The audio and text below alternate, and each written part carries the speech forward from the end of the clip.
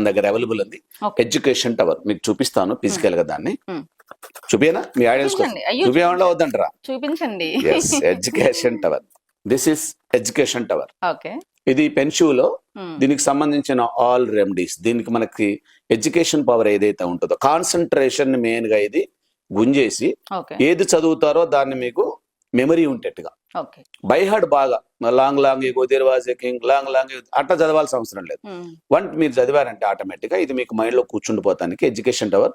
ఇలా మీరు టేబుల్ మీద దీన్ని ఇట్లా పేస్ట్ చేసుకొని పిల్లలు చదివే రూమ్ లో అలా పెట్టేసుకొని దాని అభిముఖంగా వీళ్ళు చదువుతున్నప్పుడు ఓకే. దీనిలో ఉన్న ఒక రకమైన వైబ్రేషన్ వాళ్ళ పిల్లల యొక్క మైండ్ ని కాన్సన్ట్రేటెడ్ చేస్తానికి అద్భుతంగా పనిచేస్తుంది. ఓకే. ఇప్పుడు ఎట్లాగా మనకి ఎగ్జామ్స్ పీరియడ్, ఇప్పుడు కొంతమందికి మార్చిలో ఉంటాయి, కొంతమందికి ఏప్రిల్లో ఉంటాయి పిల్లలకి ఎగ్జామ్స్.